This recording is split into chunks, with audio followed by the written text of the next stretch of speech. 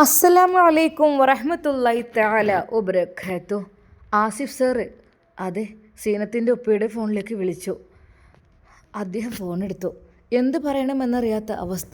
Hello ഉപ്പ, പിന്നെ വൈകിപ്പിക്കല്ലേ, ഇനിയും എന്താ, പെരുന്നാളും കഴിഞ്ഞു, എല്ലാം കഴിഞ്ഞു, ആർനോൽമ്പും കഴിഞ്ഞു, ഇനിയും വൈകിപ്പിച്ച് കഴിഞ്ഞാൽ അത് അവനൊരു വിഷമമാവില്ലേ? എന്നാൽ സീനത്തിൻ്റെ ഉപ്പാക്ക് എന്ത് ചെയ്യണമെന്നറിയാത്ത അവസ്ഥ. ആസിഫ്, എനിക്ക് നിന്നെ ഒന്ന് കാണണം, അതെ നമുക്കത് സംസാരിക്കാം. അങ്ങനെയതാ അദ്ദേഹം അങ്ങാടിയിലേക്ക് വരുന്നു. ഞാൻ വീട്ടിൽ വെച്ചാകണ്ട, പുറത്ത് വെച്ചാകാം. അങ്ങനെ അതാ അവർ ആ ഒരു ടൗൺഷിപ്പിനോട് അടുത്തുള്ള ആ ഒരു പാർക്കിലേക്ക് ആസിഫും സീനത്തിൻ്റെ പിതാവും എത്തുകയാണ്. അവർ രണ്ടുപേരും ഒരു ചായ ഓർഡർ ചെയ്തു. ഒരു ചായ. അങ്ങനെ അതാ ചായ രണ്ടുപേർക്കും കൊണ്ടുവന്നു. അവരത് കുടിച്ചുകൊണ്ട് പ്രകൃതിയിലേക്ക് നോക്കിക്കൊണ്ട് ഇരുന്നു. അല്ല, എന്താ വിവാഹത്തിന് ഇത്രയധികം ഒരു ലാഗ് പെട്ടെന്നുണ്ടാക്കിക്കൂടെ? എന്തൊക്കെ തന്നെയാലും അവർ ഒരുമിച്ച് നിന്നതല്ലേ, ഒരുമിച്ച് ആഗ്രഹിച്ചതല്ലേ, ഇങ്ങനെയൊക്കെ ഒരു സ്വപ്നം, ഒന്നുമില്ലെങ്കിൽ അങ്ങനെയൊക്കെ സംഭവിച്ചതുമല്ലേ. ആസിഫ്, ഞാൻ ഒരു കാര്യം പറയട്ടെ. എന്ത് നിങ്ങൾ പറയുന്നത്? അത് സീനത്തിനിപ്പോൾ പഴയ താല്പര്യമില്ല അതിനോട്. ശരിക്കും ആസിഫ് ഞെട്ടിപ്പോയി. എന്താ നിങ്ങൾ പറയുന്നത്? സീനത്ത് ആഗ്രഹമില്ലെന്നോ അവൾക്ക്? എന്താ നിങ്ങളീ പറയുന്നത്? ഇപ്പം പിടിച്ച് എല്ലാ ഒരുക്കങ്ങളും പൂർത്തിയായി, അവനെ എല്ലാവരോടും പറഞ്ഞ് കാര്യങ്ങളൊക്കെ നിക്കാഹിലേക്ക് അടുക്കുന്ന ഡേറ്റ് എടുത്ത് ഇതൊന്ന് ഫിക്സ് ചെയ്ത് എല്ലാവരെയും വിളിക്കാമെന്നൊക്കെ പറഞ്ഞ ഈ ഒരു സമയത്ത് ഇതിങ്ങനെ പറയുമ്പോൾ എന്തായി തീരും? ശരിക്കും അത് ആസിഫിന് വല്ലാത്തൊരു ഷോക്കായി. റബ്ബേ, അതെ ആസിഫ്, ഞാൻ എന്ത് ചെയ്യാനാ? ഞാനും എൻ്റെ ഭാര്യയും ഒരുപാട് ഉപദേശിച്ചു, മകളെ, പൊന്നു മോളെ, നീ അങ്ങനെയൊന്നും പറയല്ലേ എന്നൊക്കെ പറഞ്ഞിട്ട്. പക്ഷേ എന്ത് ചെയ്യാൻ, ഞാൻ എന്ത് ചെയ്യാൻ എനിക്കറിയുന്നില്ല.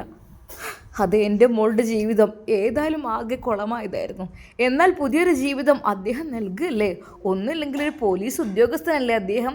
അദ്ദേഹത്തെ പോലെ സുന്ദരനായൊരു യുവാവ്, അതെ വിദ്യാഭ്യാസവും പക്വതവും ദീനീചട്ടയുമുള്ള ഒരു യുവാവിനെ കിട്ടുകയെന്ന് പറഞ്ഞാൽ ഈ കാലത്തൊരു ശരിക്കും ഭാഗ്യമല്ലേ. അത് ഇല്ലാതായി കഴിഞ്ഞാലുള്ള അവസ്ഥ. 4 കാലിൽ ആളുകൾ വരുന്ന സമയമാണിപ്പോൾ. മയക്കുമരുന്നും കഞ്ചാവും കള്ളുമായിട്ട് നടക്കുന്ന ആളുകളാണ്. അതെ, ഈ ഒരവസ്ഥയിൽ, പ്രത്യേകിച്ച് അവളുടെ ജീവിത സാഹചര്യം ഇങ്ങനെയായ അവസ്ഥയിൽ ഇങ്ങനെ ഒരാൾ വരിക എന്ന് പറയുമ്പോൾ അത് വല്ലാത്തൊരു അത്ഭുതം കിട്ടിയ പോലെ അല്ലായിരുന്നോ? എന്തിനാണ്, എന്ത് ചെയ്യാൻ എൻ്റെ മോള്. അതെ, ഓൾക്ക് വേറെ പലതുമാണ് ചിന്തപ്പോൾ.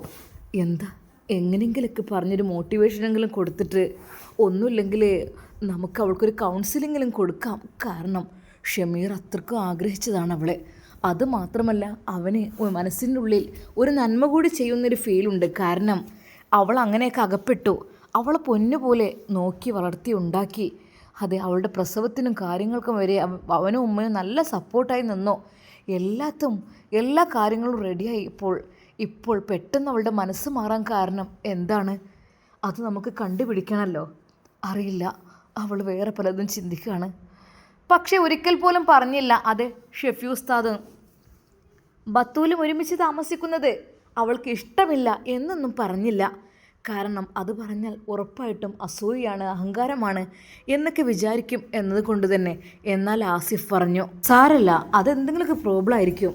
അവളൊരു പക്ഷേ വിചാരിക്കുന്നുണ്ടാവും, ഈ ഒരു കൊച്ചു കുട്ടിയെയും കൊണ്ട് ഞാൻ എങ്ങനെ മാനേജ് ചെയ്യും എന്നുള്ള രീതിയിലൊക്കെ ആയിരിക്കും. പക്ഷേ എല്ലാത്തിനും അവൻ തയ്യാറായിരുന്നു.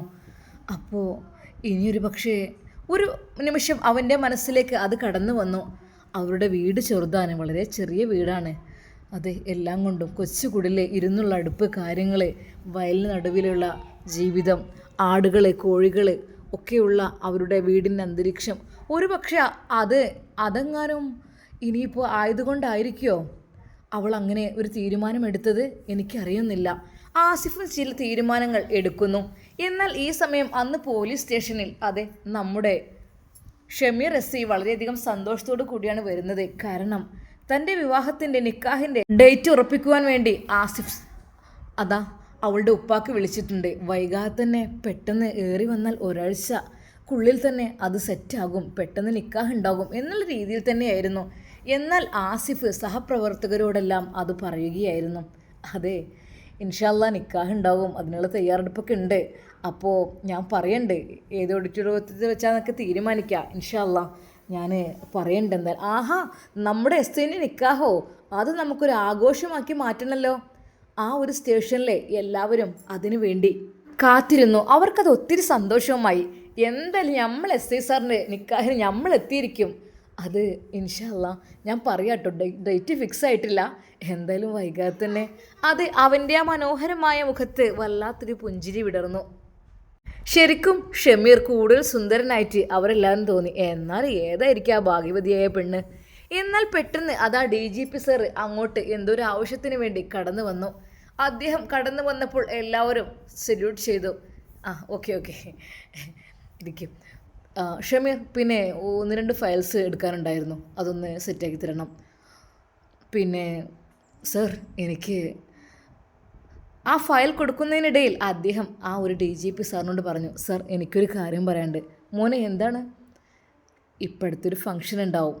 അത് എന്ത് ഫംഗ്ഷൻ? എൻ്റെ നിക്കാഹ് സെറിമണി. ഒരു നിമിഷം അത് കേട്ട് DGP സാർ ഒന്ന് ഞെട്ടി. മോനെ, ഇത്ര പെട്ടെന്നോ? അത് സർ, ഞാൻ കുറച്ച് ദിവസമായി. എന്താ, ലവ് മാരേജ് ആണോ? ഏയ് അങ്ങനെയൊന്നുമല്ല. പിന്നെന്താ ഇത്ര പെട്ടെന്ന്? കുറച്ചുകൂടെ കഴിഞ്ഞിട്ടൊക്കെ പോരെ മോനെ? അല്ല, ഞാൻ ഏതായാലും വീട്ടുകാരുടെ നിർബന്ധമാണ്. പിന്നെ ഇനിയിപ്പോൾ എന്താ, സമയം 25 ആകുമ്പോഴേക്കും വിവാഹം കഴിക്കുക എന്നുള്ളത് നമ്മുടെ മുത്ത് ഹബീബ് സല്ലല്ലാഹു അലൈഹി വസല്ലമയുടെ മാതൃകയാണല്ലോ. അത് പ്രവാചകചര്യ പിൻപറ്റണമെന്നാണ് എൻ്റെയും ആഗ്രഹം. അതുകൊണ്ട് തന്നെ എന്നാലും ഉമ്മ പറയുന്നത് ലേറ്റ് ആവുന്നുണ്ട്. ഇപ്പോഴാണെങ്കിൽ ചെറുപ്രായത്തിൽ തന്നെ എല്ലാവരും വിവാഹം കഴിക്കണമല്ലോ. എന്നാലും വൈകിട്ടില്ല. ഒരു 26, 27, 28 കഴിച്ചാൽ പോരെ മോനെ? എന്താ ഇത്ര ധൃതി? അത് ഇൻഷാ അല്ലാ. പിന്നെ മോനെ, അതിനു മുമ്പായിട്ട് എൻ്റെ വീട്ടിൽ ചെറിയൊരു ഫംഗ്ഷൻ ഉണ്ട്, ചെറിയൊരു സൽക്കാരം. അതായത് പുതിയ വണ്ടി എടുത്തിട്ടുണ്ട്. അപ്പോൾ പിന്നെ ഇവരെപ്പോഴും ചോദിക്കും, സാറ് കഴിഞ്ഞ പ്രാവശ്യം വണ്ടി എടുത്തപ്പോൾ അത് സാറതിന് ട്രീറ്റ് തന്നില്ല എന്ന് പറഞ്ഞ് അന്നൊരു കേക്കും അഡ്ജസ്റ്റ് ചെയ്തു. ഇപ്രാവശ്യം പോലീസിലെ എല്ലാവരെയും വിളിക്കാമെന്ന് വിചാരിക്കുന്നുണ്ട്. സ്റ്റേഷനിലെ ഈ ഒരു പരിധിയിലുള്ളവരെ വിളിക്കാമെന്ന് വിചാരിക്കുന്നുണ്ട്. പിന്നെ ഭാര്യയും പറഞ്ഞു, ഇപ്രാവശ്യം ഇത്രയും വലിയ വണ്ടിയൊക്കെ എടുത്തിട്ട് നിങ്ങൾ എന്നെ വിളിച്ചോളൂ, ഇനി ആർക്കൊരു ഖേദം വേണ്ട എന്നാണ് പറഞ്ഞത്. അപ്പോൾ എന്തായാലും നാളെ നൈറ്റിൽ ഒരു ഫംഗ്ഷൻ ഉണ്ട്, എല്ലാവരും പങ്കെടുക്കണം കേട്ടോ. DGP അവിടുത്തെ എല്ലാ കോൺസ്റ്റബിൾമാരെയും പോലീസുകാരെയും SIയെയും എല്ലാം ക്ഷണിച്ചു. സാറേ, എന്തെന്നറിയില്ല, ആ DGP അവർക്ക് എല്ലാവർക്കും ഇഷ്ടമായിരുന്നു. കാരണം അദ്ദേഹത്തിൻ്റെ സ്വഭാവ ഗുണങ്ങളും അങ്ങനെ തന്നെയായിരുന്നു. ഒരു ജാടയില്ലാത്ത മനുഷ്യൻ, എങ്കിലോ കാര്യങ്ങളിലൊക്കെ നല്ല സ്വാർത്ഥതയും എല്ലാമുള്ള ഒരു മനുഷ്യൻ. സാറേ, ഞങ്ങൾക്കൊക്കെ ഉണ്ടോ എൻ്റെ മക്കൾ? നിങ്ങൾക്കില്ലാതെ പിന്നെന്താ? നമ്മളെ നാട്ടിലുള്ളവരെയല്ലേ ആദ്യം സന്തോഷിപ്പിക്കേണ്ടതല്ലേ, എന്നിട്ടല്ലേ പുറത്തുള്ള ഫ്രണ്ട്സൊക്കെ. എന്തായാലും നിങ്ങൾ വരിട്ടോ. ഓക്കെ ഷമീർ, മറക്കല്ലേ, നാളെ മഗ്‌രിബിന് ശേഷം നമുക്കൊന്ന് കൂടാം. ഓക്കെ. എന്നാൽ ഈ സമയം അതാ നമ്മുടെ DGPയുടെ വീട്ടിൽ എടി പെണ്ണേ, ഇക്ക എല്ലാവരും ക്ഷണിച്ചു. അന്ന് തന്നെ എല്ലാവർക്കും പരാതിയല്ലേ, നിങ്ങൾ എന്തെങ്കിലും വിളിച്ച് നന്നായി. അതന്നെ വേണ്ടത്. നമുക്ക് എന്തെങ്കിലും ഒരു സന്തോഷം ഉണ്ടെങ്കിൽ അവർക്കും അതിൻ്റെ സന്തോഷം കൊടുക്കണമല്ലോ. ശരിയാണ്. എന്തായാലും വരട്ടോ, നമ്മുടെ സ്റ്റേഷനിൽ എല്ലാവരും വരും. എന്നാൽ ഒരു നിമിഷം അത് ആയിഷ കേട്ടു. റബ്ബേ, സത്യാണോ? സ്റ്റേഷനിൽ എല്ലാവരും എന്ന് വെച്ചാൽ ഷമീറസയും വരുമോ? അവളുടെ മനസ്സിൻ്റെ ഉള്ളിൽ ഒരുപാട് സ്വപ്നങ്ങൾ. അവൾ ശരിക്കും ഞെട്ടി. റബ്ബേ, ഫംഗ്ഷന് SI വരെ? അല്ലാ, എനിക്ക് സത്യം പറഞ്ഞാൽ ഞാൻ ഒരിക്കൽ പോലും അത് വിചാരിച്ചതല്ല. പക്ഷേ എന്താ റബ്ബേ? ആയിഷയുടെ മനസ്സിൽ അതാ ഒരുപാട് സ്വപ്നങ്ങൾ പൂത്തുലയുകയാണ്. പാടില്ല, പക്ഷെ എന്ത് ചെയ്യും? വീണ്ടും അത് തൻ്റെ അടുത്തേക്ക് വരുന്നതായിട്ട് തോന്നുമ്പോഴേ, അതെ, ഷമീറസി തൻ്റെ ആരിക്കയായി മാറുന്ന പോലെ അത് ആയിഷക്ക് തോന്നുകയാണ്. പക്ഷെ ഒരിക്കൽ പോലും ഈ കാര്യം പിതാവിനോട് പറഞ്ഞിട്ടില്ല. അല്ലാ, പറയില്ല. എൻ്റെ മനസ്സിൽ തോന്നുന്ന ഒരു കാര്യങ്ങൾ റബ്ബേ, ഒരു പക്ഷേ അദ്ദേഹം വിവാഹിതനായിരിക്കും, അല്ലെങ്കിൽ ഒരു പക്ഷേ വിവാഹം ഉറപ്പിച്ചതായിരിക്കും. അങ്ങനെ അതാ പിറ്റേ ദിവസമായി. ആ ദിവസം അതാ ആ മഗ്‌രിബിൻ്റെ സമയത്ത് പോലീസുകാർ എല്ലാവരും വീട്ടിലേക്ക് വരുവാനുള്ള സമയമായി തുടങ്ങി.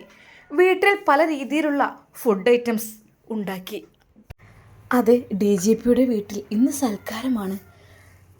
ഈ കാര്യം ഉമ്മയോട് ഷമീർ പറഞ്ഞിരുന്നു. ഉമ്മ, ഇന്ന് DGPയുടെ വീട്ടിലൊരു ഫംഗ്ഷൻ ഉണ്ട്, അതുകൊണ്ട് ലേറ്റ് ആകും എന്നുള്ളത്. മോനെ, ആയിക്കോട്ടെ, ഇൻഷാ അള്ളാ ഞമ്മക്കും ആയിട്ടുണ്ടല്ലോ. മോന് പോയിക്കോ, നമ്മളെ നിക്കാഹിനും അവരെയൊക്കെ ക്ഷണിക്കണം കേട്ടോ. അങ്ങനെയതാ നമ്മുടെ SI ഷമീർ DGPയുടെ വീട്ടിലേക്ക് പോകുവാൻ വേണ്ടി ഒരുങ്ങുന്നു. ഇൻഷാ അള്ളാ നമുക്കിതിൻ്റെ ബാക്കി ഭാഗം നാളെ കാണാം.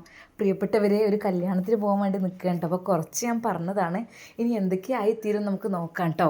അപ്പോൾ എല്ലാവർക്കും അസ്സലാമു അലൈക്കും വറഹ്മത്തുള്ളാഹി.